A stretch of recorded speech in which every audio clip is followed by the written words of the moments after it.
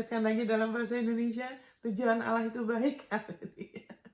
Ini bagi orang yang tidak bisa bahasa Indonesia. Ya saudara, maaf sebentar ya, kasihan kalau orang. Jadi tujuan, dan gini saudara, Allah itu tidak berubah-ubah ya.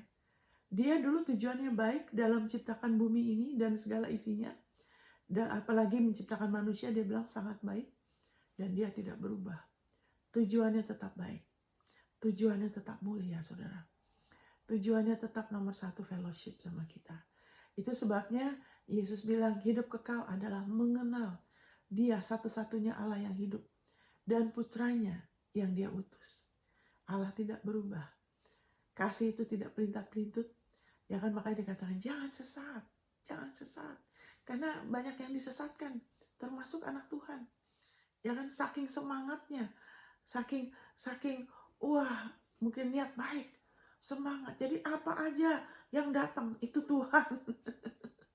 Ya, tapi kita bisa bertumbuh, Sama seperti kalau anak kecil kan itu tidak mengerti ya, tetap bergantung dari orang dewasa kan.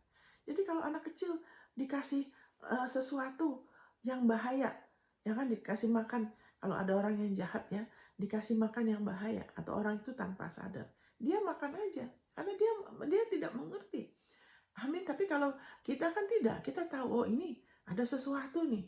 Ya kan, kalau kita makan atau ikan, kita makan ikan. Ya kan, kalau kita makan ikan kan kita udah tahu memilah, yang durinya kita nggak makan kan. Tapi anak kecil nggak. Biarpun sudah dipilihin, kalau ada durinya dia bisa ketelak saudara. Dia tidak mengerti. Nah, kita bisa bertumbuh ya. Haleluya, thank you Lord Jesus. Jadi kita tahu Allah itu tidak berubah. Firman-Nya mengatakan demikian. Haleluya, aku tidak akan pernah berubah. Dia selalu I am. Allah itu selalu I am. Amin. Ya kan? Allah itu selalu I am ya. Thank you Lord Jesus. Thank you Lord Jesus. Haleluya. Thank you Lord Jesus. Haleluya. Thank you Lord Jesus. Thank you Lord Jesus. Thank you Lord Jesus. Haleluya. Kula pakasiteramna. In the name of Jesus. Haleluya. Thank you Lord Jesus. Haleluya. Saya merasa mungkin ada orang-orang yang masih mau dengar tapi dalam bahasa Inggris ya. Tolong, apakah saudara bisa berbahasa Indonesia? Kalau tidak, mungkin saya akan bicara sedikit dalam bahasa Inggris. Tapi kalau tidak, saya akan lanjutkan dalam bahasa Indonesia ya. Haleluya, thank you Lord Jesus.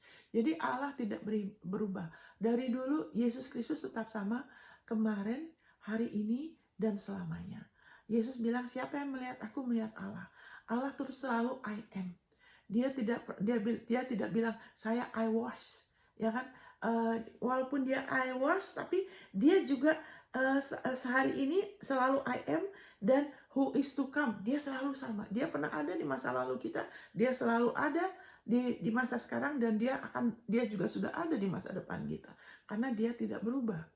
Haleluya, Allah tidak berubah. Tujuannya dia tetap baik. Itu sebabnya walaupun manusia sempat menolak dia, walaupun manusia sempat berkhianat, tidak berterima kasih, ya kan, menolak dia, Allah tetap, ya kan, punya rencana. Dia punya tujuan. Yaitu apa? Tujuannya dia tetap mau fellowship. Dia tetap mau kita menjadi miliknya. Dia nggak mau kita jadi miliknya iblis. Dia nggak mau kita dicuri, dibunuh, dihancurkan. Dia mau kita tetap menjadi milik dia. Untuk dia ada fellowship. Dia haleluya, dia mau kita mengalami kasihnya, mengalami keutuhannya, mengalami kebaikannya. Amin, sudah. Supaya juga dari situ, dengan kita percaya, kita menerima Yesus sebagai juru selamat kita.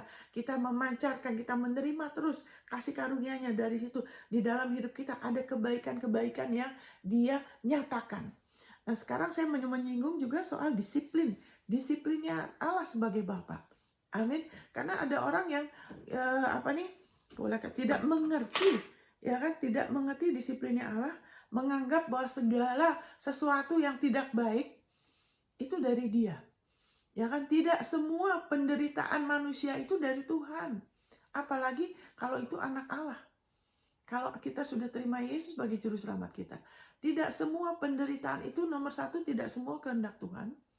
Ya kan, kita yang sudah milih, bergantung dari kepercayaan kita. Ya kan? Dan Tidak semuanya. Haleluya. Thank you Lord Jesus. Ya kan, walaupun ada sebagian penderitaan yang memang karena dia sebagai Bapa kita, dia didik kita, ada saudara. Tapi penderitaan yang bagaimana? Ya kan? Jadi kita akan lihat nanti dari firman-Nya. Ya kan, kita lihat dari firman-Nya. Karena firman-Nya adalah terang. Firman-Nya adalah patokan. Amin, saudara. Thank you Lord Jesus. Thank you Lord Jesus. Haleluya. Thank you. Jadi kita lihat di sini, ya kan? Alkitab bicara mengenai penderitaan. Ya kan? Ada penderitaan di dalam Tuhan. Ya kan? Tapi haleluya, kita lihat dari firman-Nya ya. Roma 5.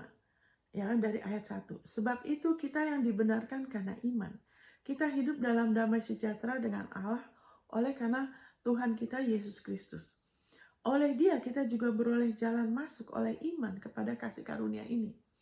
Dan di dalam kasih karunia ini kita berdiri dan kita bermegah dalam pengharapan akan menerima kemuliaan Allah. Kita malah bermegah juga dalam kesengsaraan kita. Dan bukan hanya itu saja, kita malah bermegah juga dalam kesengsaraan kita. Karena kita tahu bahwa kesengsaraan itu menimbulkan ketekunan, dan ketekunan menimbulkan tahan uji. Dan tahan uji menimbulkan pengharapan. Dan pengharapan tidak mengecewakan, karena kasih Allah telah dicurahkan di dalam hati kita oleh Roh Kudus yang telah dikaruniakan kepada kita. Jadi di sini mengatakan bicara mengenai kesengsaraan. Ya kan? Ya, jadi haleluya, yang kesengsaraan yang bagaimana? Amin, saudara. Nah, kita harus lihat, ya kan? Kita harus lihat dari firman-Nya. Nomor 1, kita sudah dibenarkan oleh iman. Oleh iman. Ini saya bicara mengenai kesengsaraan, penderitaan sebagai anak Allah. Sebagai orang-orang yang sudah ditebus ya. Kita bicara mengenai itu ya. Thank you Lord Jesus. Jadi kita sudah dibenarkan oleh Allah melalui iman. Ya kan? Melalui Tuhan Yesus Kristus. Nah, tapi juga itu, terus kita punya akses. Tapi di situ juga dikatakan bahwa ada kesengsaraan. Jadi setelah kita terima Tuhan, ya kan, karena latar belakang, ya kan, kita tuh ada 3 bagian. Kita hidup di dalam tubuh jasmani, ya kan, kita punya jiwa. Ya kan, jiwa kita itu adalah pikiran, emosi, kehendak kita. Itu bagian dari jiwa kita. Terus kita ada hati. Itu yang kita yang sebenarnya tuh hati, roh. Amin, roh. Ya kan, itu roh kita. Itu inti dari kita. Itu yang utama, itu roh kita. Ya kan? Jadi bagian yang dilahirkan kembali, yang sudah diselamatkan secara kekal, itu adalah roh kita. Hanya roh kita. Amin. Roh kita, Alkitab bilang bahwa siapa yang percaya Yesus adalah Kristus, lahir dari Allah. Hati kita sudah diberi hati yang baru. Hati yang lahir dari Allah. Ya kan? Waktu saya terima Yesus, ya kan? Saya dulu tidak menghormati orang tua saya, mama saya. Ya kan? Saya tidak peduli amat, mau mati, tidak punya semangat hidup, ya kan? Tidak takut mati, tidak, maksudnya bukan tidak takut mati, tidak peduli ya, ya kan, tidak peduli ya.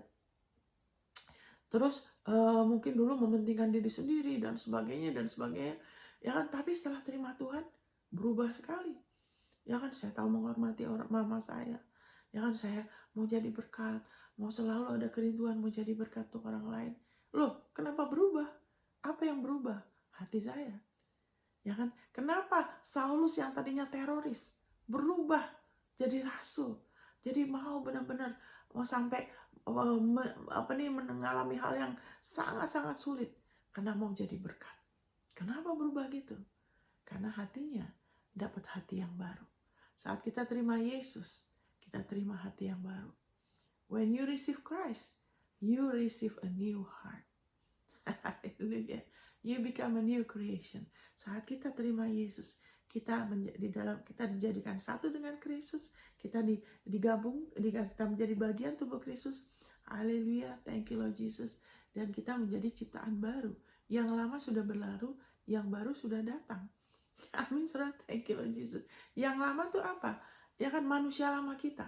ya kan, yang tega ya, seperti Saulus dulu ya, tangkapin orang ya kan, lemparin otang, setuju lemparin Stefanus, orang-orang Kristen dengan batu sampai mati. Ya kan, mungkin ada yang kasih makan singa, dimasukin penjara, disiksa.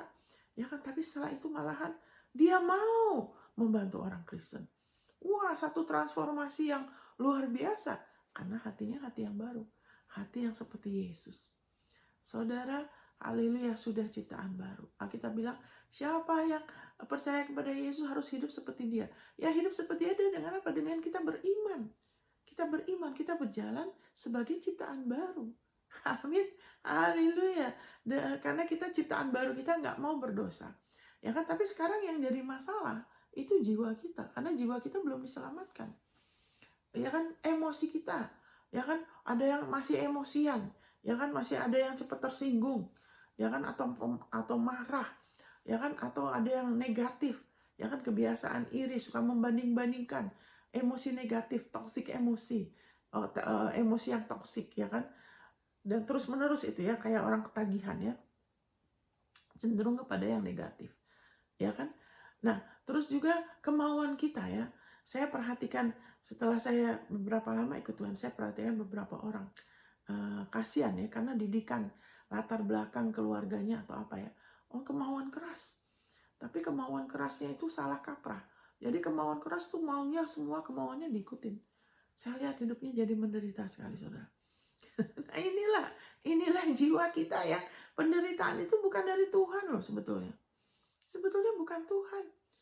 Ya kan, tapi yang bikin kita menderita karena kita manusia tuh pernah pisah dari Tuhan. Sehingga dari situ biarpun kita sudah diselamatkan, ada bagian dari kita yang masih proses untuk diselamatkan, dan itu yang bikin susah, bikin sengsara. Ya kan, sepertinya ya. Kenapa? Karena kita bilang penderitaan ini nggak ada bandingannya dibandingkan dengan kemuliaan. Ini cuma sementara aja, ya kan? Jadi kita harus tahu dari firman-Nya kita sudah berdamaikan, ya kan? Dan kita berdiri dalam kasih karunia. Terus walaupun kita mengalami tantangan terutama di jiwa kita ya. Jadi luar juga iblis berusaha menekan. Kalau kayak Rasul Paulus ya kan, dia sempat dilemparin batu sampai dia sempat mati, terus dikelilingi sama murid yang lain, dia hidup lagi. Dia pernah dicambukin, saudara. Dicambukin berapa puluh kali loh. Saudara bayangkan, dia dicambukin. Ya kan? Itu cambuknya bukan biasa aja, itu benar-benar sampai luar biasa menderita loh. Orang tuh bisa mati kalau nggak tahan. Iya kan? Dia pernah terapung-apung. Tapi kenapa dia bisa bertahan? Kenapa? Karena kasih karunia Tuhan. Haleluya, karena kasih karunia Tuhan. Nah, tuh, saudara nggak usah takut ya. Saudara nggak akan mengalami apa yang Rasul Paulus atau orang alamin, yang saudara tidak akan mampu. Karena firman Tuhan bilang kita tidak akan dicobai melampaui kekuatan kita. Di setiap pencobaan, ujian, tantangan selalu ada jalan keluarnya. Itu karena Rasul Paulus, dia pewahyuannya dahsyat sekali. Amin, saudara. Haleluya. Tapi setelah dia bertumbuh, ya kan, dia tidak lagi mengalami penganiayaan seperti itu. Nah, kita bilang kalau saudara baca di Kisah Para Rasul, akhirnya dia setelah 2 tahun sebelum dia pulang, dia sudah tahu ya silahkan mau bunuh mau apa terserah, saya udah selesai. Dia izinkan mereka, ya kan, bunuh dia ya. Dia izinkan karena dia izinkan. Dia tidak martir karena dia dipaksa, tapi dia bilang nggak, oke, sekarang saya udah selesai. Kalian mau bunuh saya, terserah. Wow, hebat dia. Jadi dia 2 tahun itu sudah nggak lagi mengalami hal seperti itu, karena dia sudah bertumbuh. Karena walaupun kita dapat pewahyuan, ya kan, kita sendiri harus berjalan di dalamnya. Amin, saudara, kita semua perlu bertumbuh ya. Dan kita harus semua menerapkan firman. Jadi kita tahu ada penderitaan, tapi Rasul Paulus menderita itu bukan karena dia berdosa, bukan karena dia sedang melakukan maunya dia sendiri. Dia sedang melakukan kehendak Tuhan. Jadi kita lihat di sini, ya kan, Alkitab mengatakan siapa yang mau hidup benar, ya kan, orang yang mau hidup benar itu akan ada penderitaan. Karena tidak semua orang mau berjalan dalam kebenaran.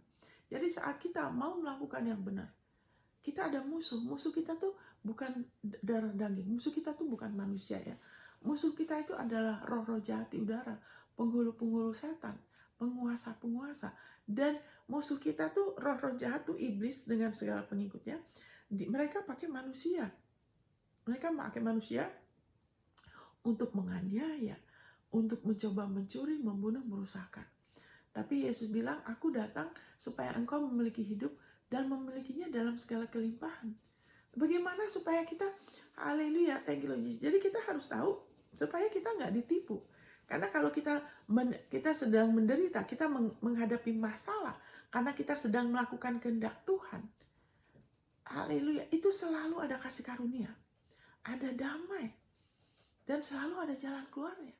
Tapi ada penderitaan, itu yang bukan tujuannya Tuhan. Karena Tuhan Yesus bilang, aku datang untuk memberikan hidup loh. Bukan untuk mengambil sesuatu dalam hidup kita, kecuali yang buruk. Tidak mungkin Tuhan Yesus datang untuk memberikan hidup dan memberikannya segala kelimpahan, terus juga sembari ngambil yang baik dalam hidup kita. Itu tidak sesuai firman. Justru karena dia datang memberikan hidup kita jadi luar biasa. Amin. Jadi penderitaan yang macam apa? Nah, kita lihat di sini nomor 1.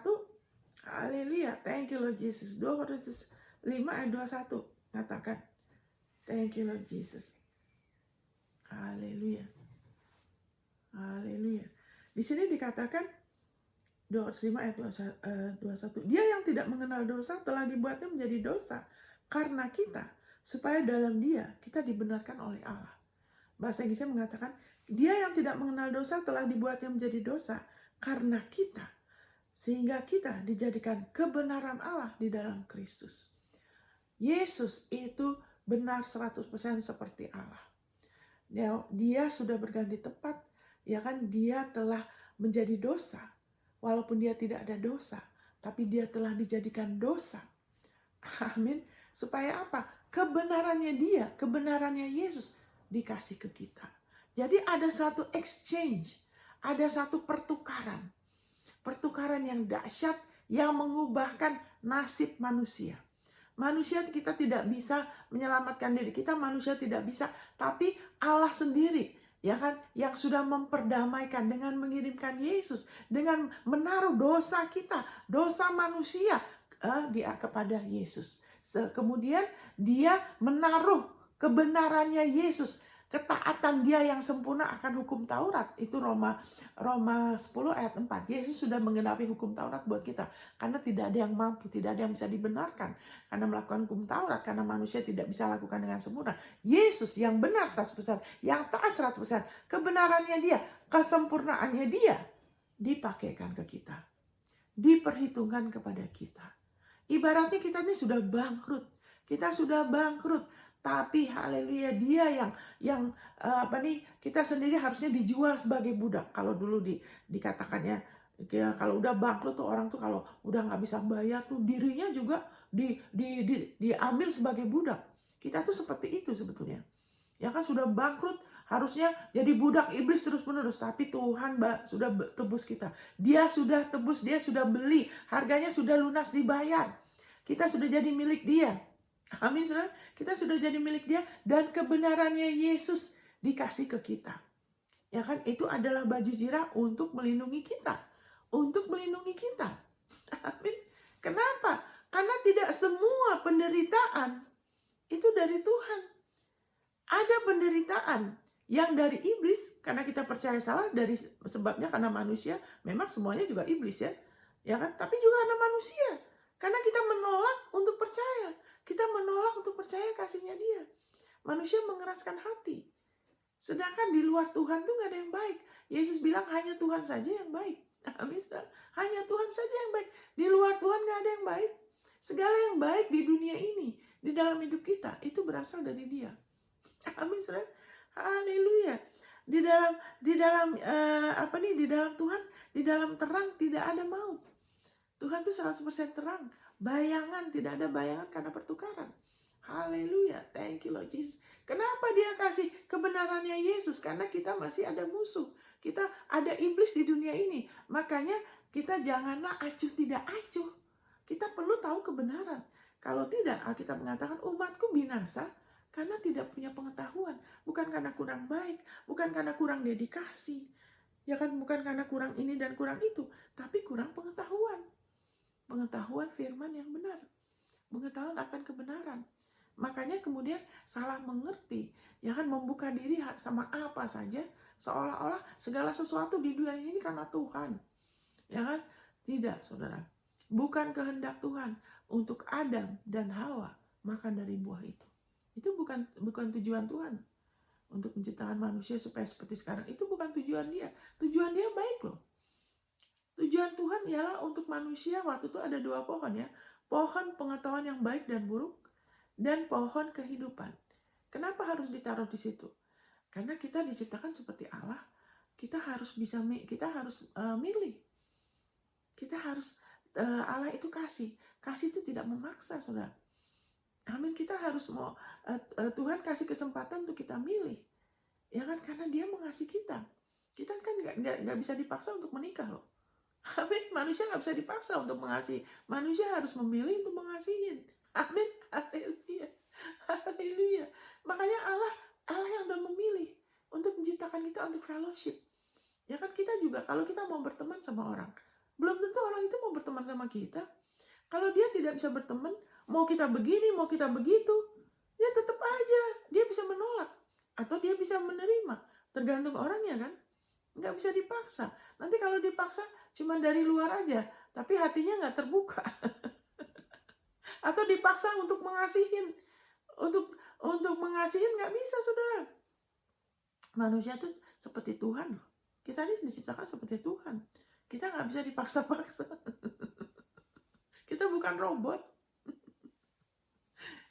Yang suka menguasai itu roh jahat. Allah tidak. Yang suka ngontrol itu roh jahat. Tapi Allah tidak ngontrol manusia. Kasih itu tidak ngontrol, saudara. Haleluya. Amin. Jadi biarlah saudara dimerdekakan bahwa kasih tidak mengontrol. Amin, saudara. Thank you Lord Jesus. Sebentar ya, saya mau pastikan suaranya kenceng ya. Jadi kasih tidak mengontrol. Allah tidak mengontrol manusia. Thank you Lord Jesus. Dan Allah tidak bisa berdosa ya. Jadi kita lihat di sini tujuan Allah dalam mengirimkan Yesus, ya kan?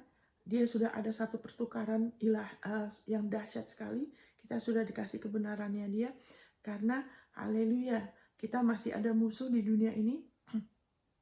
Dan berdasarkan itu, kita terus pakai, kita terus percaya, kita terus mengakuin.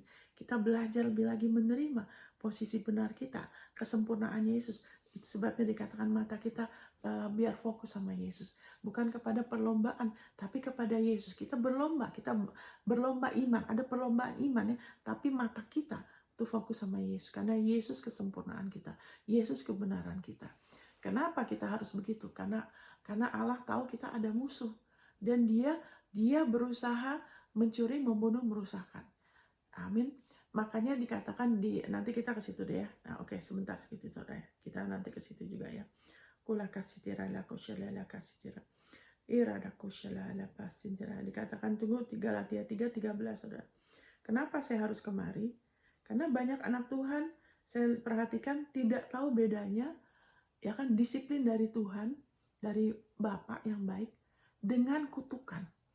Ya kan, juga penderitaan karena dosa. Anak Tuhan tuh kayak tidak bisa membedakan gitu loh. Jadi sekarang saya kasih tahu dari firman. Ya kan, Galatia 3:13. Dikatakan haleluya. Ya kan, Kristus sudah menebus telah menembus kita dari kutuk hukum Taurat dengan jalan menjadi kutuk karena kita. Bukan karena dirinya nggak ada salah. Amin. Sebab ada tertulis, terkutuklah orang yang digantung pada kayu salib. Yesus Kristus telah membuat ini supaya dalam Dia berkat Abraham sampai kepada bangsa-bangsa lain, sehingga oleh iman kita menerima roh yang telah dijanjikan. Ya kan, berkat Abraham itu apa? Yaitu dibenarkan oleh iman, oleh kasih karunia. Abraham itu kita keturunan Abraham. Kenapa? Karena Abraham percaya sama Injil. Dan itu sebabnya dia dibenarkan karena iman. Kita juga, kita sudah dibenarkan, dilahirkan kembali oleh iman melalui kasih karunia. Amin, saudara. Thank you Lord Jesus. Thank you Lord Jesus. Haleluya. Thank you Lord Jesus. Jadi dikatakan di sini Kristus telah menebus kita dari kutuk hukum Taurat. Kenapa firman Tuhan dikatakan Efesus untuk kita berdoa supaya oleh iman kita dikuatkan oleh iman kita, Kristus pengurapan itu tinggal dalam kita. Kenapa? Karena kita seharusnya sudah ditebus dari kutuk hukum Taurat. Ya kan, kutuk hukum Taurat itu apa? Saudara bisa baca sendiri dari Ulangan 28 ayat 16 sampai selesai. Kutuk hukum Taurat itu segala macam penyakit, semua penderitaan manusia, kecelakaan sampai jadi menderita secara fisik, ya kan, kelemahan, stres, pikiran tertekan, kemiskinan, kekurangan, perselisihan, segala sesuatu yang bersifat menghancurkan.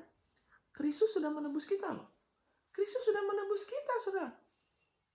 Jadi kita harus tahu kalau kita sedang menghadapi satu tantangan, ya kan, kesengsaraan, penderitaan, tunggu dulu. Ini nih kenapa kita menderita? Apakah ini ada di dalam daftar kutuk? Saudara silakan baca sendiri di Ulangan 28. Apakah ada di dalam daftar kutuk? Penyakit, segala bentuk kemiskinan, perselisihan, bikin ini, bikin itu, tapi tidak pernah berhasil. Ya kan? Sakit hati, punya istrinya diambil orang, punya anaknya diambil, tidak bisa enjoy anaknya. Kenapa? Karena anaknya terikat dengan segala macam narkoba, seks bebas, mungkin atau bikin orang tuanya menderita. Itu semua kutukan loh. Perzinahan itu kutukan. Jadi kalau itu kita menderita karena itu, jangan ditoleransi. Kita jangan disabar-sabarin, saudara. Kutukan itu kenapa? Sekarang saya tanya, apa tujuan Tuhan menjadikan Kristus yang menjadi kutuk buat kita? Kenapa? Tujuan Tuhan itu apa? Apakah Tuhan tuh menjadikan Kristus kutuk, terus dia taruh lagi ke kita? Kan berarti dia tidak bijaksana, kan? Tidak mungkin. Dia sudah menjadikan Kristus sebagai kutuk. Yesus Kristus di atas salib, terkutuklah orang yang digantung pada kayu salib. Dia sudah jadi kutuk di atas salib supaya saudara dan saya tidak lagi kena kutukan. Itu tujuannya dia. Amin, saudara. Haleluya. Berarti tujuan Allah tuh karena dia punya tujuan. Kitanya sudah dilepaskan dari kutuk. Kita harus percaya firman-Nya, kita berdiri dan kita bisa menolak. Kita bisa menolak penyakit. Kita bisa menolak kemiskinan. Kita bisa menolak pola pikir hutang. Kita bisa menolak stres, depresi. Kita bisa berdiri atas firman-Nya. Saya menolak, saya sudah ditebus dari kutuk. Amin, saudara. Itu juga yang saya alamin. Waktu penyakit menyerang saya, tiba-tiba karena ada rasa takut, tiba-tiba sesak, tiba-tiba jadi lemah, ya kan? Terus jadi lemah, terus jadi kayak takut.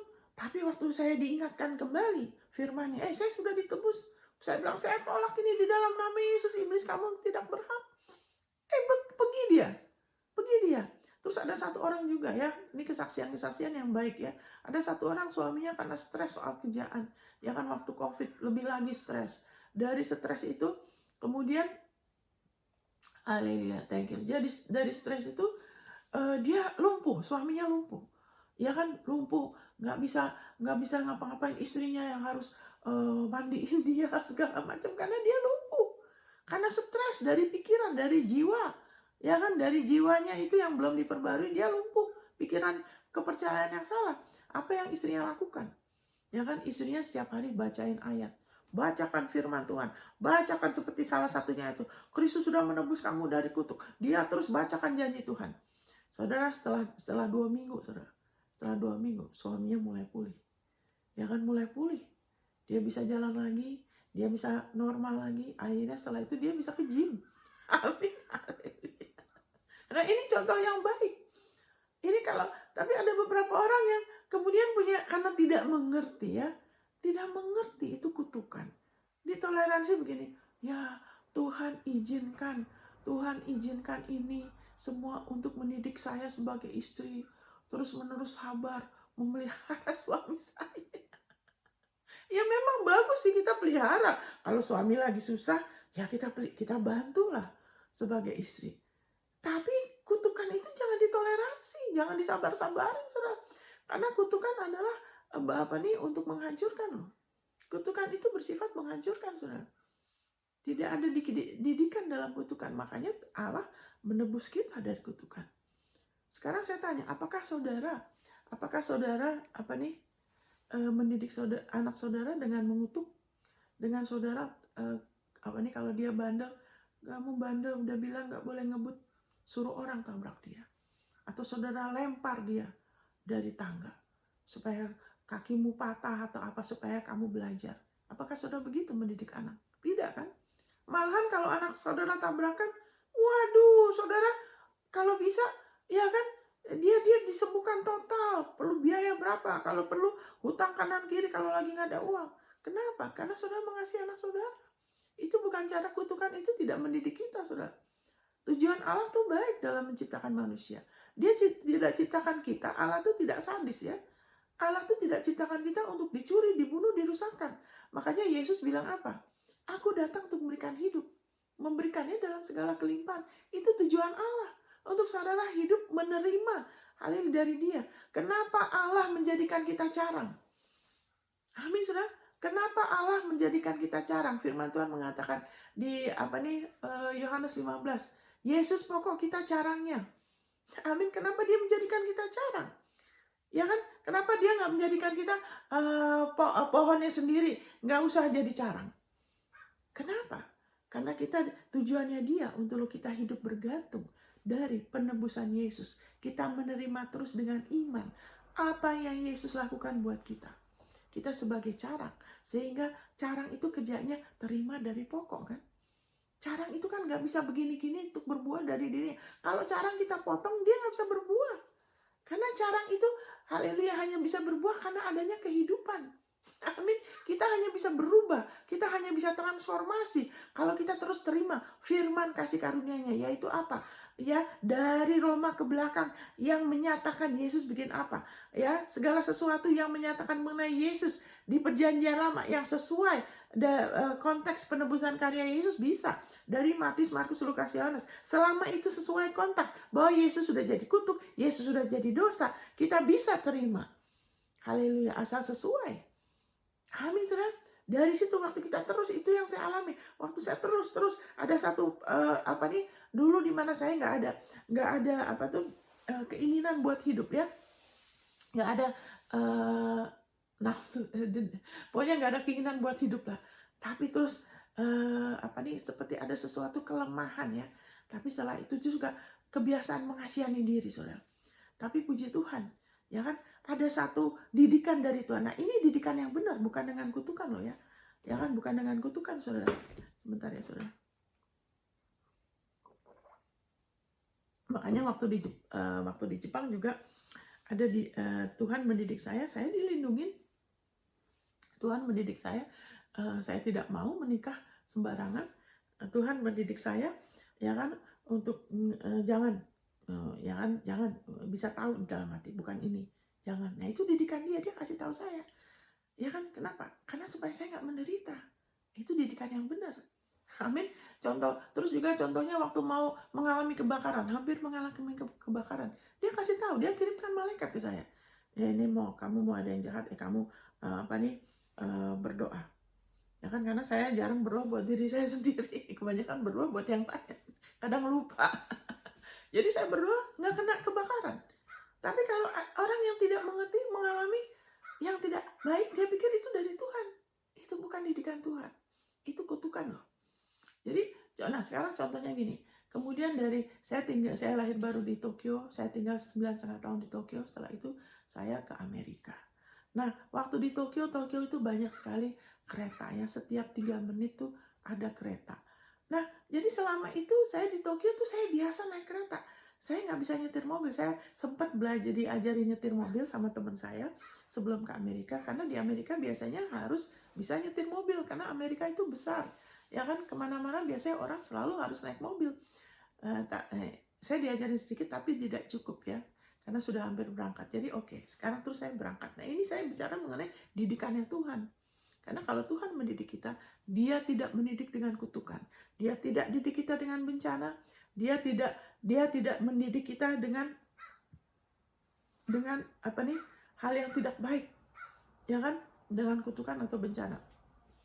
Nah, kemudian thank you Lord Jesus.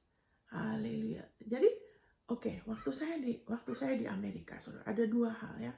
Ini kesengsaraan ini yang firman Tuhan tadi bilang, ada kesengsaraan di jiwa ya. Nah, jadi waktu itu saya susah sekali untuk saya mau minta tolong orang. Karena kebiasaan di Tokyo, saya kalau mau pergi kemana-mana, saya nggak usah bergantung sama orang. Tapi sekarang di Amerika waktu itu, ya kan, saya tidak ada mobil, saya masih tidak bisa terlalu nyetir, ya kan. Jadi waktu itu juga dananya terbatas, cukup buat saya hidup, tapi saya tidak, nomor satu saya memang tidak bisa nyetir, kedua tidak cukup kalau beli mobil ya, karena saya nggak bisa kerja, cuma student, dan studentnya nggak boleh kerja lagi, jadi tidak bisa cari tambahan ya. Jadi waktu itu saya sempat sekali waktu, Saudara, sebelum sekolah, saya sekolah Alkitab, sebelum sekolah Alkitab tuh ada KKR 10 hari, Saudara. Dan KKR itu, waduh, urapannya luar biasa. Urapan sukacita tuh, orang tuh sampai malam, sampai jam 10, ya kan, sampai setengah 11. Nah, waktu itu saya tinggal di satu tempat, ada satu anak muda yang waktu itu, setelah itu dia jadi suami saya. Jadi dia waktu itu teman saya itu, yang itu masih temennya yang sebelum jadi suami saya, dia kerjanya malam, dia kerja di hotel. Jadi dia nggak bisa antar saya pulang. Karena kan KKR sampai malam. Dia kerja jam 11, KKR sampai setengah 11. Akhirnya dia harus berangkat dulu. Setelah itu, nah tempat kos saya itu, ya kan, paling dekat dengan sekolah ya. Tapi dekatnya itu masih jauh, masih kira-kira 1 kilometer, Saudara. Sebetulnya nggak bisa jalan kan. Tapi karena waktu itu kan kita baru sekolah baru mulai. Saya baru pindah dari Tokyo ke Amerika. Saya tidak banyak teman. Terus ini teman ini yang saya akhirnya yang jadi suami, tapi dia harus kerja. Jadi saya rasa canggung sama yang lain. Saya nggak bisa minta tolong. Saya nggak mau, masa baru kenal terus minta tolong. Jadi saya akhirnya terpaksa saya jalan kaki, Saudara. Waduh, Saudara, hampir jam 11 malam di Amerika, di kota kecil. Ini kota kecil di Tulsa, di Oklahoma ya, kota kecil, Saudara. Saudara bisa bayangkan, saya jalan sepi, gelap, ya kan? Itu juga kota kecil, jadi banyak pohon-pohon ya. Memang ada toko-toko, tapi cuma sedikit. Saya berjalan di situ. Waduh, Saudara. Saya ingat film-film yang selama itu ditonton di Indonesia, selalu Amerika tuh tembak-tembak, orang dibunuh, itu semua muncul. Waduh, Saudara, saya jalan hampir jam 11 malam. Udah gitu saya mulai masuk di area itu di mana ada rumah-rumah. Ya, Amerika tidak seperti Indonesia ya. Kalau Indonesia tuh orang duduk-duduk di luar, begadang, main gitar. Amerika tuh hampir nggak ada yang begitu, Saudara. Amin. Semuanya ada di dalam rumah. Apalagi waktu itu mungkin saya nggak tahu musim dingin apa, bukan musim dingin sih, tapi mereka semua di dalam rumah, nggak ada satupun yang di luar loh. Jadi saya lewat rumah-rumah yang besar-besar dengan pohon yang besar-besar, sepi sekali. Akhirnya sampai di rumah. Nah, waktu itu belum musim HP, ya kan, belum musim HP. Jadi ada telepon-telepon umum, tapi kan jarang, ya kan. Jadi waktu itu, Saudara, saya udah mulai pikiran-pikiran, waduh, kalau saya diapa-apain gimana. Kemudian saya ketok kan. Nah, rumahnya besar, dan Amerika itu karpet ya. Ya, banyak yang pakai karpet. Jadi karpetnya tebal. Saya ketok-ketok, rumahnya memanjang. Rupanya yang punya rumah sudah di dalam kamar, mungkin karena kedap suara. Saya ketok-ketok pun dia nggak dengar, Saudara. Waduh, saya ketok-ketok. Waduh, dia nggak dengar. Udah gitu, saya pikir, aduh gimana ya, kalau saya telepon, ya kan, saya harus jalan lagi lewat yang gelap. Udah gitu, ini udah malam, saya muter ke belakang, ya kan, saya ketok lagi, orangnya nggak dengar, Saudara. Waduh, saya udah mau gimana, Tuhan, ya kan, saya bingung sekali. Saya belum lama datang di daerah kota itu, ya kan, saya nggak banyak yang kenal, dia nggak dengar saya tidak punya HP. Tapi Saudara, kita tidak akan dicobai melampaui kekuatan kita ya. Selalu ada jalan keluarnya. Waktu itu kan kehendak Tuhan untuk, nah itu Tuhan punya tujuan untuk saya. Dia tujuan saya untuk kirim ke Amerika ke sekolah Alkitab, bukan untuk saya mati dibunuh atau diperkosa atau apa. Tujuan dia baik. Amin. Dan dia pasti udah siapkan semuanya. Puji Tuhan, saya tidak punya kebiasaan mengumpat, ya kan, atau ngomong. Jadi kalau ada sesuatu biasanya saya diem. Nah itu nolong sebetulnya. Karena kalau kita suka mengumpat atau ngomong yang tidak baik atau mengutukin diri kita, itu buka pintu akan tambah parah. Tapi saya diem aja. Cuman saya panik aja. Nah kemudian, nah ini kemurahan Tuhan. Nggak kebetulan yang punya rumah itu punya mobil yang udah tua tapi bagus, bersih. Mobilnya bagus, bersih. Mobil yang tua itu biasanya mahal loh, saudara. Mobilnya bagus, bersih. Terus mobil itu kan diparkir di belakang, ternyata mobilnya tidak dikunci. Karena mobil tua mungkin ya kan? Tapi bukan tua reot, nggak. Cuman modelnya aja tua. Tapi mobilnya terpelihara, bagus. Jadi saya buka, oh nggak dikunci. Jadi saya tidur di dalam mobil. Saudara, ini ngomong mengenai didikannya Allah loh. Ya kan, bukan kutukan, saudara. Ya kan? Jadi kemudian disitulah saya menangis. Saya mengasihani diri saya. Nah ini, ada satu penderitaan di dalam jiwa kita yang buat kita jadi susah, bukan Allah. Kebiasaan mengasihani diri. Kenapa? Karena dari kecil mungkin saya tidak bisa dipelihara sama orang tua saya, sakit-sakitan. Papa saya, ya kan, dia bertahun-tahun sakit. Akhirnya waktu umur 9 dia udah meninggal. Mama saya juga susah ngurusin papa saya. Udah gitu dia nggak bisa pelihara saya karena dia banyak sakit hati dan sebagainya. Jadi saya kebanyakan didiemin. Dimanja juga, dimanja, ya kan. Tapi dimanjanya tuh caranya bukan diperhatikan, bukan dipelihara, cuman mauannya suka diturutin, ya kan, suka dibanding dan sebagainya lah. Jadi ada satu kebiasaan mengasihani diri. Jadi waktu itu saya menangis, saya mengasihani diri saya. Aduh Tuhan, kenapa begini dan sebagainya. Saya cuma mengasihani diri, saya merasa saya nggak dikasih. Padahal selama itu Tuhan menyertai kita. Tuhan menyertai saya. Saudara, Allah tidak pernah meninggalkan saudara. Dia tidak pernah membiarkan saudara. Saudara merasa nggak merasa? Perasaan kita itu bukan kebenaran, saudara. Jadi waktu itu saya menangis begitu. Saya merasa tidak berdaya. Saya benci. Ya kan, saya benci. Kenapa? Karena saya dulu nggak begini. Saya bisa naik. Saya nggak pernah punya masalah seperti ini. Ya kan, saya nggak suka minta tolong orang. Nah inilah, ya kan, Tuhan lagi didik saya. Untuk saya sebetulnya waktu itu kalau saya berdoa sama dia, saya nggak langsung, karena kebiasaan mandiri, ya kan, apa-apa putusin sendiri, ya kan, berjalan sendiri, tidak mempertimbangkan jalannya Tuhan, ya kan. Jadi akhirnya punya masalah, walaupun saya sedang di dalam tujuannya Tuhan untuk saya sekolah Alkitab, di dalam kehendak Dia, tapi kebiasaan itu apa-apa putusin sendiri, apa-apa tanggulangin sendiri, itu bikin susah. Kalau waktu itu saya berdoa begitu, wah Tuhan tolong gini. Pasti sekarang saya tahu, kalau saya sekarang saya tahu, kalau berdoa pasti nggak seperti itu. Pasti lebih mudah, saudara. Itu saya alami sekarang, hal-hal lebih mudah loh. Itu yang Yesus bilang, kuknya aku mudah, bebannya ringan. Benar, semakin mengerti Yesus bikin apa, semakin pakai kuknya. Kuknya memang tidak susah loh, saudara. Ya kan? Tapi kalau tidak mengerti akan lebih berat loh. Ya kan? Haleluya, sekarang nggak terlalu rumit loh, saudara. Walaupun ada tantangan yang sepertinya lebih impossible, lebih besar. Tapi somehow itu hati itu tetap ada damai. Karena makin mengerti Yesus bikin apa. Jadi waktu itu balik lagi. Nah waktu saya begitu, saya menangis. Nah Tuhan ngomong. Dia bilang, kamu jangan pernah lagi menangisi diri kamu. Dia bilang, kalau mau nangis, dia bilang, nangis sama orang-orang yang belum pernah kenal aku. Dia bilang, karena mereka benar-benar punya masalah. Yang benar-benar masalah yang luar biasa. Orang yang tidak tahu dosanya diampuni. Dia harus tanggung dosanya sendiri. Dia masuk ke dalam kekekalan api yang kekal, saudara. Itu penderitaan yang gak pernah habis, saudara. Dia bilang, kamu diberkati. Jadi dia bilang, jangan pernah menangisi diri kamu. Wow, dari situ saya nggak pernah lagi itu menolong saya untuk tidak mengasihani diri saya.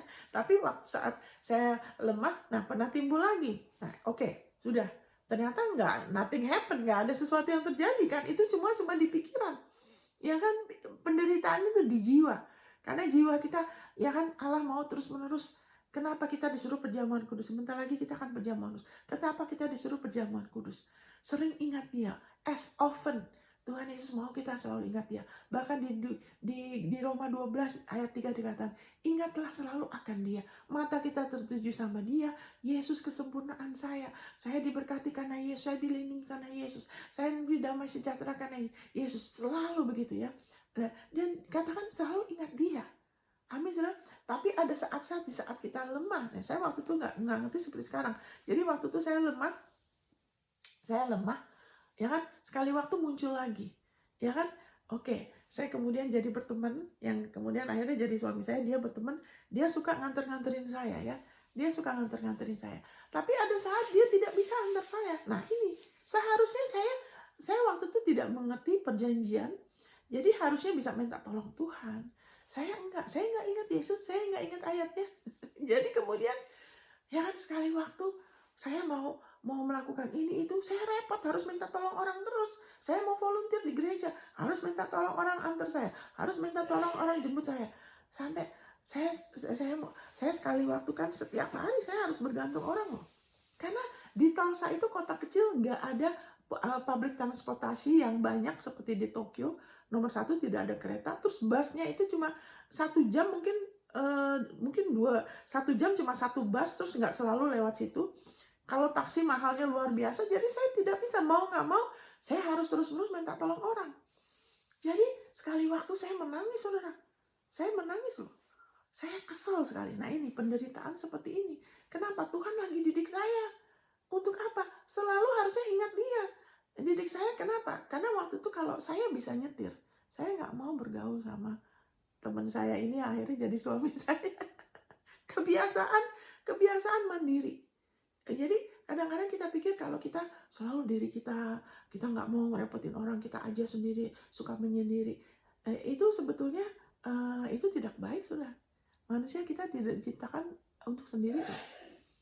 Ya kan, kita adalah makhluk sosial. Ya kan, waktu saya di Tokyo, saya tuh pemimpin doa, ya kan. Wah, banyak saya pemimpin doa, orangnya makin lama. Tapi saya tertutup, saya nggak mau bergaul. Nah, Tuhan Bapak lagi didik saya untuk saya mau lebih bergantung sama dia, untuk jiwa saya semakin makmur. Haleluya.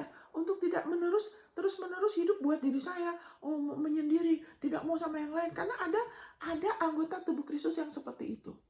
Maunya sendiri aja, yang penting Tuhan dengan saya nggak peduli yang lain. Saya ke gereja, saya nggak peduli yang lain. Kita tidak bisa begitu. Nanti kita nggak bisa bertumbuh. Ya kan, akhirnya saya sempat waktu itu nangis. Saya kesel. Kenapa saya harus minta-minta tolong orang terus? Padahal tujuan Tuhan baik. Tuhan sudah siapkan. Ya kan? Karena saya waktu itu sempat sebelum ke Amerika, saya waktu itu udah umur 31, saya pikir aduh, saya udah umurnya harus menikah ini. Saya belum ada pacar, belum mau pacaran. Ya kan, waktu itu saya belum ada pacar, terus nggak ada yang serak waktu itu di Jepang, walaupun gerejanya banyak pria ya. Ya kan, saya tidak serak. Jadi saya punya pikiran mau punya pasangan hidup. Tapi sifat itu yang apa-apa tertutup, itu susah, saudara. Jadi Tuhan lagi mendidik saya. Jadi akhirnya Tuhan tuh, saya nggak tahu tujuan Tuhan untuk saya. Kalau saya tahu Tuhan punya rencana baik, saya mungkin nggak usah nangis, nggak usah kesel, stres, frustasi. Padahal tujuan Tuhan baik. Kadang-kadang, saudara, Tuhan mendidik saudara. Saudara pengen ini, kok belum dapat. Nah, mungkin stres, tapi Tuhan mau kita datang sama Dia. Dia mau kita, dia tidak keberatan untuk disalah mengerti. Ya kan, dia tidak keberatan disalah mengerti waktu kita tidak mengerti. Dan ini bukan kutukan loh ya. Ini bukan kutukan. Ini hanya urusan soal buah roh. Bukan bencana, bukan kutukan, bukan kemiskinan. Dia tidak mendidik itu. Tapi bagaimana karakter kita, kebiasaan jiwa kita untuk kebiasaan tersinggung, kebiasaan dendam. Dia mau kita dimerdekakan. Ya kan, kebiasaan itu ya. Jadi kenapa begitu? Kenapa kok saya visanya nggak bisa kerja? Oh ya, saya waktu itu juga stres karena apa? Waduh, saya nggak bisa kerja, saya biasa kerja. Kalau uangnya habis gimana? Padahal waktu itu Tuhan lagi mendidik saya untuk menabur, saudara. Dia mendidik saya buat menabur loh. Ya kan? Jadi Tuhan nggak mau kita hidup membatasi dia dengan uang kita, gaji kita, sumber daya manusia, karena dia tidak terbatas. Tapi kalau kita terus melihat kepada diri kita, ya kan, sebagai sumber daya kita, sebagai faktor penentu, atau keuangan kita, kemampuan kita, tanpa disadari kita membatasi dia. Tapi waktu itu saya kurang mengerti. Tapi begitu saya datang di Amerika, Tuhan langsung mendidik saya, menabur sini, menabur sini. Padahal saya nggak bisa kerja, saya hidup dari tabungan.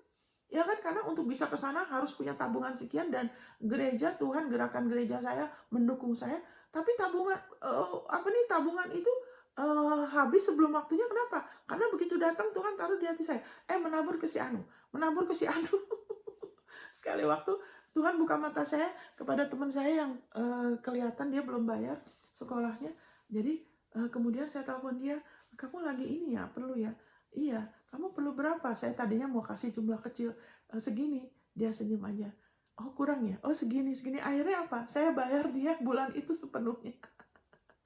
Kenapa saya kasih jumlah kecil?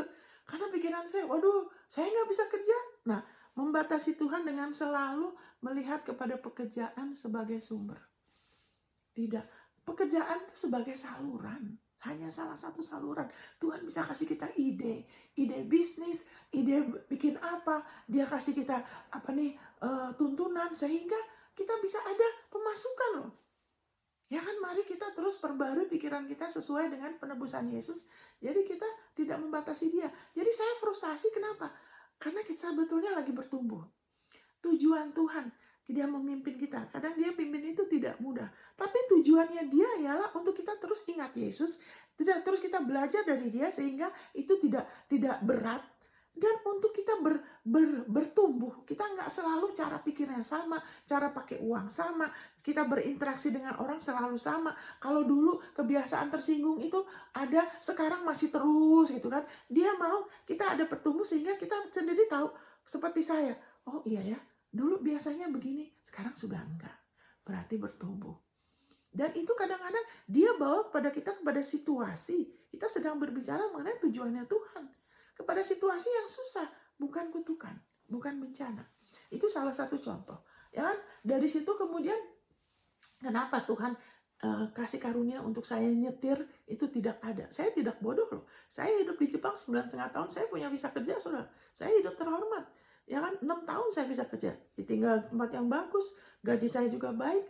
Ya kan, tapi kenapa tidak ada kasih karunia untuk nyetir? Karena Tuhan punya tujuan.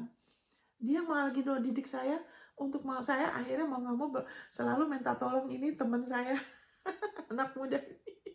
Selalu minta tolong dia. Akhirnya kita kemudian jadi dekat.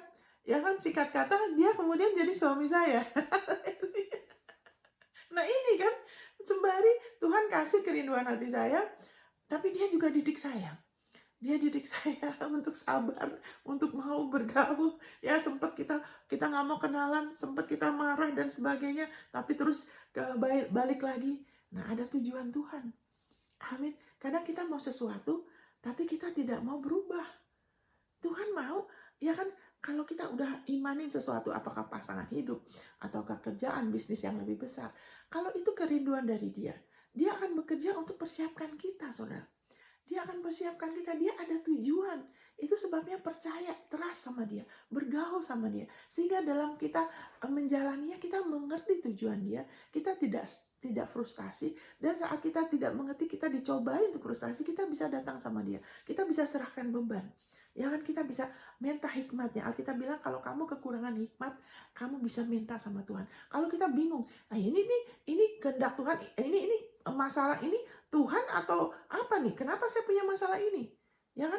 Alkitab bilang di Yakobus, minta hikmat dari dia. Tuhan, lihat apakah itu ada di daftar kutuk? Apakah itu dosa? Ya kan? Karena ada satu orang istri yang bertahun-tahun menderita sama suaminya karena suaminya terus-menerus berzina. Ya kan, sekali waktu saya nasihatin dari terang firman, saya bilang itu suami kamu itu dosa, jangan ditoleransi, saya bilang. Itu harus dikonfrontasi. Suami kamu itu harus dikonfrontasi.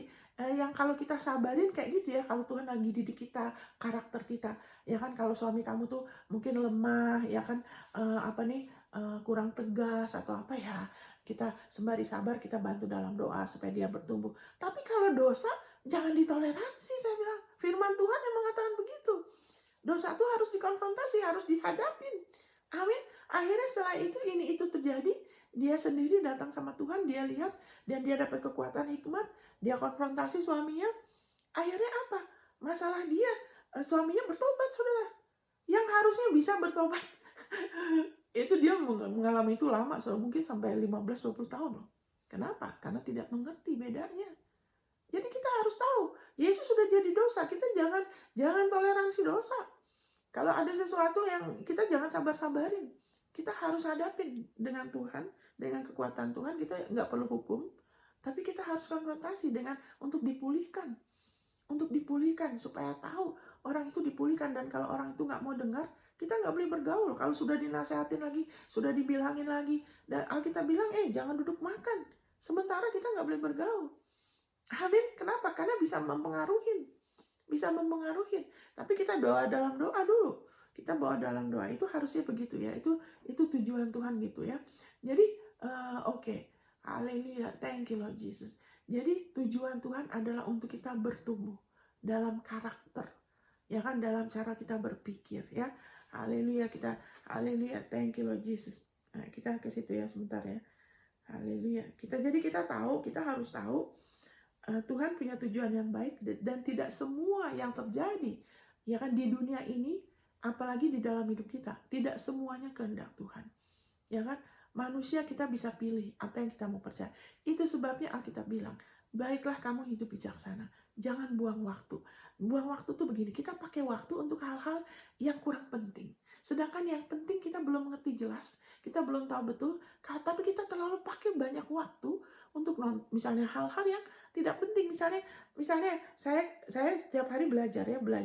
Saya lihat YouTube, ada beberapa hamba Tuhan yang Tuhan taruh dalam hidup saya, yang saya belajar, yang lebih dewasa, dan kadang-kadang saya lihat sekelebat ya. Tapi saya tidak akan buang waktu saya dengerin opini orang. Orang ini siapa? Buat apa saya dengerin opini dia? Mendingan saya pakai waktu saya denger yang lebih penting. Ngerti ya? Kita nggak dilarang, saudara. Kenapa kita bagus bersiap-siap? Karena Tuhan tuh punya tujuan. Dia mau kita selalu siap. Kenapa? Oleh anugerah Tuhan, saya tidak mengalami COVID, dilindungi, diberkati, jadi berkat, sangat-sangat luar biasa. Tapi Tuhan udah tujuan saya, kenapa gitu? Saya jadi berkat, saya bisa nolong yang lain. Selalu ada tujuan Tuhan. Apa-apa tuh kalau mau terjadi, dia selalu udah ada rencana, dia ada tujuan untuk kita terus-menerus, kita terpelihara sempurna. Itu sebabnya dia berikan Yesus jadi kebenaran kita. Yesus sudah tanggung dosa, tanggung kutukan, tanggung rasa malu kita, supaya kita dimerdekakan. Sehingga dalam segala situasi, apa yang tidak baik dijadikan kebaikan.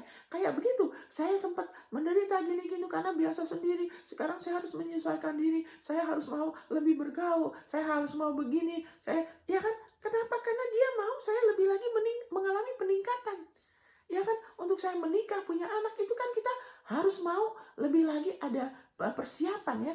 Kita nggak bisa jadi orang tua yang baik kalau kita mementingkan diri, kita nggak peduli, atau jadi istri atau suami yang baik kalau kita tidak dibentuk karakter kita tidak disiapkan. Karena ada tujuan Tuhan dalam perkawinan kita, dalam keluarga kita, untuk anak kita, bisnis kita, semua ada tujuan Tuhan.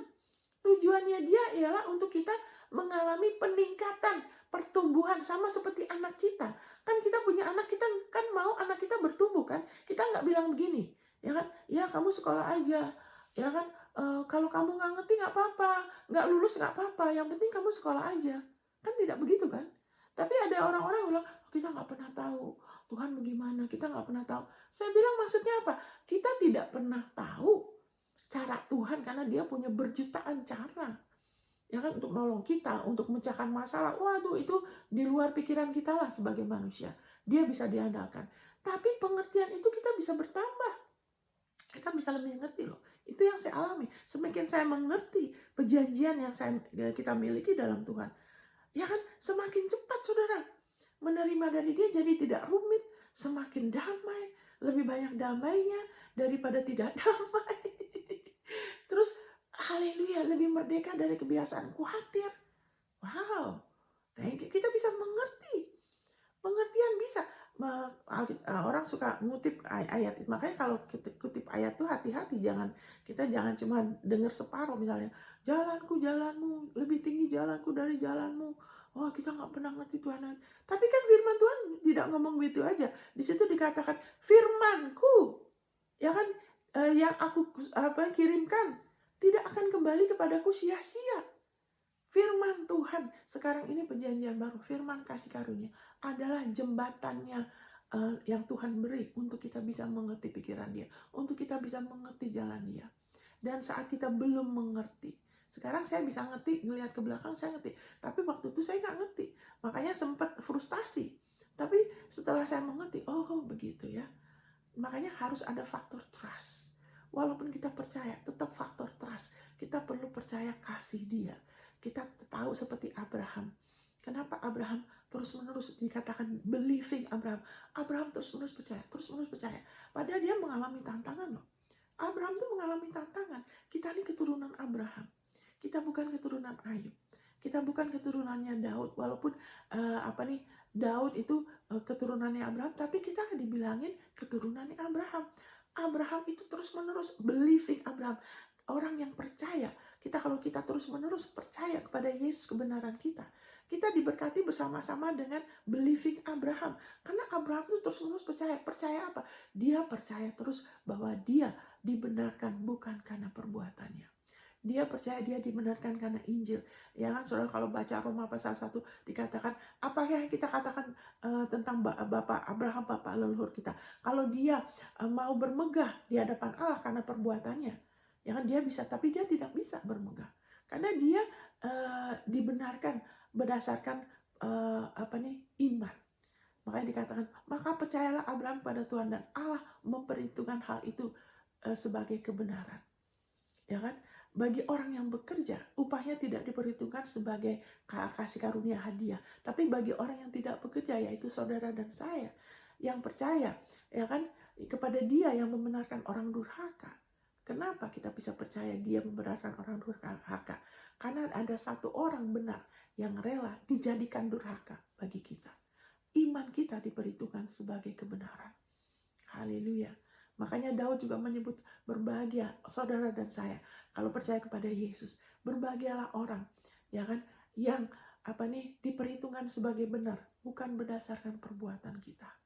Kalau kita terus-menerus mau percaya, ya kan, bahwa karena Yesus darahnya sudah dicurahkan, ya kan, dia sudah diserahkan bagi pelanggaran kita, dia sudah jadi dosa untuk kita nggak usah lagi tanggung dosa, kita sudah dimerdekakan dari dosa, juga hukuman dosa, dia sudah jadi kutuk. Karena kalau dosa itu ada maut, dosa itu ada kutukan, tapi kutukan juga Yesus sudah tanggung, saya nggak perlu tanggung lagi. Kalau kita terus-menerus percaya itu, seperti Abraham, ya kan, kita terus-menerus mengalami perlindungan Dia, peningkatan Dia, pemulihan Dia, dan janji-janjinya yang luar biasa. Itu yang Abraham alami, saudara. Amin, saudara. Dia Abraham terus-menerus mengalami, karena Alkitab menyebutkan sebagai the believing Abraham. Abraham yang terus-menerus percaya. Sehingga Allah menyebut Abraham sebagai teman Dia. Allah menyebut my friend Abraham. Kemudian Allah mempercayakan Abraham perkara-perkara apa yang dia mau lakukan. Ya kan? Tujuannya Allah. Kenapa dia harus menghancurkan Sodom? Tujuannya dia kenapa? Supaya tidak terus-menerus menyebar. Sehingga manusia itu, Sodom itu bicara mengenai sejenis, ya, hubungan sejenis, saudara. Allah tuh mau mengasihi manusia, tapi hubungan sejenis waktu itu kenapa harus ada api? Karena kalau manusia terus-menerus sejenis, penebus tidak bisa lahir, saudara. Kita nggak bisa ditebus loh. Kita selamanya terhilang manusia. Kenapa sampai ada Nabi Nuh, ya kan, sampai ada flood, banjir besar, semuanya habis kecuali Nuh. Karena waktu itu iblis berusaha membuat kutak-atik DNA manusia supaya manusia tidak bisa diselamatkan. Karena kalau manusia DNA-nya dikutak-atik, penebus tidak bisa lahir. Jadi selalu tujuan Allah itu untuk apa? Menyelamatkan. Manusia harus diselamatkan.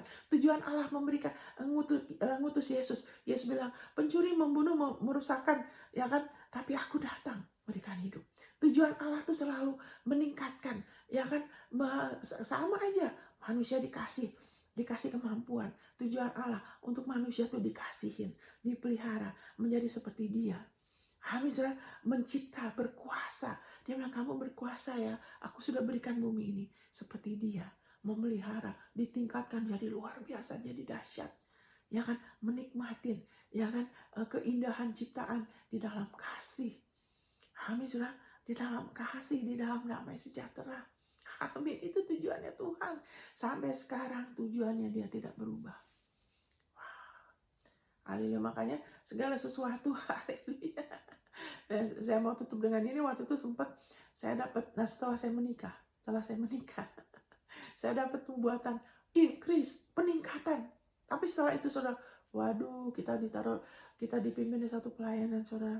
Saya percaya itu bukan kehendak Tuhan yang, mungkin bukan kehendak Tuhan yang sempurna ya. Karena Tuhan begini, Tuhan mau sebetulnya kita menerima kelimpahan kasih karunia. Kita harusnya jadi orang-orang yang mau dididik, jadi murid, mau dengar dulu, mau dengar firman, baru kita hadapin. Dia mau kita begitu. Tapi sayang, ya kan, beberapa pengajaran itu kurang dipentingkan ya. Lebih banyak tuh kalau udah ada masalah baru dilayanin. Udah ada masalah baru dilayanin. Harusnya pengajaran tuh diprioritaskan sehingga kita bisa menghadapi masalah tapi nggak kena gitu loh. Kita nggak usah nabrak tembok dulu terus kita benjol baru kita sembuh dari benjol. Itu baik ya, sembuh dari benjol. Tapi Tuhan mau kita ngerti gimana supaya kita menghindari kita tidak nabrak gitu loh. Itu yang terbaik, itu tujuan Allah, itu kehendak Tuhan yang sempurna. Itu sebabnya mendengar lebih baik daripada korban. Sebab sebagian pengorbanan kita tuh tidak perlu, saudara. Amin, ada pengorbanan yang tidak perlu kalau kita mau lebih dengar loh. Ada hal yang pengorbanan di mana kita harus sabar sampai itu manifestasi ada. Tapi lebih baik dengar, saudara. Itu yang saya alami. Waktu lebih baik dengar, lebih perhatikan firman-Nya. Itu tidak rumit, tidak susah. Makanya oleh anugerah Tuhan, waktu saya gelisah, gak bisa tidur. Ya kan, satu tahun lebih sebelum COVID saya gak bisa tidur, saya berbahasa roh. Kalau saudara belum berbahasa roh, saya sangat menyarankan saudara minta dipenuhi Roh Kudus dan berbahasa roh. Kembangkan bahasa roh saudara. Waktu itu saya gelisah sekali. Kemudian sebentar ya. Saya berbahasa roh, saya minta firman Tuhan, kasih saya firman. Kenapa begini? Karena Tuhan tahu mau ada COVID. Saya nggak tahu, nggak ada yang tahu. Manusia, dia kasih saya ayat. Waduh, saya kaget kasih ayat ini. Kenapa ayat ini? Bukan bicara mengenai masalah. Wah, bencana enggak. Dia bilang apa? Aku bawa kamu ke tanah di mana kamu, tanah dengan gandum dan jelainya, dengan mata air sungainya, dengan buah aranya, dengan pohon anggurnya, bla bla bla. Di mana kamu makan tidak berhemat, kamu tidak kekurangan suatu apapun, ya kan? Dari tanahnya kamu bisa decoper, terus dari saya atau bahasa Indonesianya, terus kamu ada rumah-rumah yang tidak kamu isi, rumah-rumah yang indah, emas perak kamu dilipatkan akan bla bla. Saya heran, saya rasa gelisah kalau dikasih ayat ini, karena waktu COVID, nah itu, ya kan orang-orang bisnisnya kan jadi macet, ya kan. Saya waktu itu juga sebagai misionaris waktu di Indonesia, wah orang langsung dipotong ya dukungan, tapi karena firman itu ada berkat lain. Waduh, padahal butuh uang besar ya untuk ke Amerika, anak saya, suami saya ke Amerika untuk kita begini. Waduh, saya diberkati luar biasa. Benar-benar saya mengalami ayat itu. Ya, saya ke Bali, saya jadi berkat buat yang lain. Saya diberkati dan saya jadi berkat. Saya mengalami supernatural. Saya percaya itu yang terbaik. Kasih karunia itu yang terbaik, saudara. Mendengar lebih baik, memperhatikan firman. Kita mengatakan yang memperhatikan firman akan ada kebaikan. Kadang kita mengukur diri kita, oh saya udah tahu firman. Bukan hanya tahu, perhatikan. Dan dikatakan di Ibrani 2, harus lebih memperhatikan apa yang kita sudah dengar loh. Supaya kita nggak hanya terbawa arus. Arus apa? Arus masalah. Arus dunia. Dunia itu nggak habis-habis masalah. Tapi kalau kita perhatikan, yang memperhatikan firman, Amsal dikatakan Amsal, akan ada kebaikan. Berbahagialah orang yang percaya dan trust sama Tuhan. Itu yang saya alami, saya perhatikan. Oh iya ya. Kalau firman itu dipentingkan, diprioritaskan, penebusan Yesus memang jauh lebih baik. Bukan berarti gak ada tantangan, saudara. Ada, saudara. Ada tantangan untuk dipancing, untuk berselisih, untuk khawatir, untuk ada. Tapi lebih ada damai. Nah waktu itu sempat, sebalik lagi sebelum saya tutup, ada waktu itu Tuhan kasih penubuatan, ada increase. Tapi itu dibawa dalam situasi yang sulit, kerja di tempat yang sulit sekali. Nah ini kita bicara mengenai tujuan Tuhan. Ya kan? Kenapa? Kok udah dikasih nubuatan yang bagus, kok malah dikasih situasi yang sulit, urusan sama orang yang karakternya sulit sekali. Apapun yang dilakukan tuh seperti nggak pernah cukup gitu loh. Tapi setelah itu, ya nah inilah, ini cara berdoa yang salah. Karena tidak ke Tuhan untuk minta hikmat. Langsung berasumsi mau atasin sendiri dengan doa, tapi tidak dengar. Karena itu berapa tahun yang lalu. Sekarang lebih bijaksana ya. Papa tanya Tuhan dulu, lihat firmannya dulu, minta dia tuntun ya. Dulu enggak ya, begitu ada ini, wah diajarinnya kan harus doa, doa, doa. Jadi langsung doa, nggak tanya dia dulu. Langsung doa, langsung doa. Tapi saya rasa, Tuhan keluarkan aku dari masalah ini. Tuhan, suami saya juga nggak betah di situ. Banyak orang nggak betah di situ. Ya kan? Tuhan keluarkan aku. Tuhan, saya merasa doanya kok seperti nggak hidup ya. Seperti doanya tuh nggak ada sukacita, nggak ada damai. Kenapa? Karena doanya salah. Tuhan ada tujuan Tuhan. Dipimpin di situasi itu ada tujuan Tuhan. Akhirnya saya rubah doa saya. Saya bilang, Tuhan, kalau Engkau mau kami menghadapi ini, Bapak, beri hikmat, harusnya bagaimana, bantu saya untuk ngadapin ini, karena udah nggak tahu harus gimana ngadapin bosnya itu. Oh, udah begini udah gitu, kayak nggak pernah cukup apa yang dilakukan. Akhirnya baru, Tuhan bantu saya ngadepin. Udah nggak kuat. Tapi setelah itu Tuhan bukakan, dia bilang, kamu itu seperti bangunan. Kalau bangunan 3 tingkat atau 2 tingkat, mau ditambah jadi 5 tingkat. Saudara, yang nomor 1 harus dirubah, itu fondasinya. Karena kalau fondasinya tidak dirubah, ditambah jadi 5 tingkat, ditambah jadi 8 tingkat, saudara, apa yang terjadi? Rumahnya bisa ambruk. Begitu juga saudara dan saya. Tuhan mau kita meningkat. Ya kan? Tuhan mau kita mengalami keberhasilan yang lebih besar, terobosan, apakah itu dalam perkawinan, keluarga, keuangan. Tapi sebelum itu jiwa kita harus dirubahkan. Tujuan Tuhan memimpin kita ke dalam situasi-situasi yang tidak mudah, ya kan? Di luar bencana dan kutukan loh ya. Itu adalah untuk kita ke Dia, untuk mengizinkan Dia, ya kan, bekerja di dalam kita sehingga kita ada sesuatu dalam jiwa kita yang berubah. Amin. Saudara, waktu itu Tuhan ingatkan saya, dia bilang, kalau kamu lebih lagi mengalami peningkatan, apakah itu dalam pelayanan, dalam keluarga, berarti peningkatan itu tadinya nggak ada anak, ada anak. Ya kan? Kalau peningkatan tuh dalam hubungan, misalnya dari bujangan terus ada pasangan hidup. Ya kan, berarti bertambah kan? Terus kalau udah dari pasangan hidup ada anak, berarti ada peningkatan. Tapi dia bilang, kalau kamu mengalami peningkatan, bisnis segala macam, kamu akan lebih banyak urusan dengan banyak macam orang, dia bilang. Dan kalau kamu tidak, kelemahan kamu tidak diperkuat, kamu bisa ambruk. Benar, ya kan? Karena terus dia kemudian bekerja, dia jamah saya, dia ingatkan saya. Di mana waktu papa saya meninggal, waktu itu saya rasa shock karena dia meninggalnya, dia loncat dari jendela, ya kan? Cuman 2 tingkat sih, tapi dari situ besokannya dia meninggal. Mungkin karena dia ada pengaruh obat, dia nggak sadar, dia pikir buka pintu, padahal jendelanya besar, yaitu rumah bikinan Belanda. Jadi saya waktu dia meninggal, saya nggak bisa nangis, saudara. Saya nggak bisa nangis, saking shock. Saya malah ketawa-tawa. Jadi ada satu orang bilang, kamu aneh ya, orang bapakmu meninggal kok kamu ketawa-ketawa. Saya shock, saudara. Jadi di situ Tuhan izinkan dia jamah saya baru bisa menangis hari itu. Berapa puluh tahun yang lalu. Karena ada sesuatu di dalam emosi kita.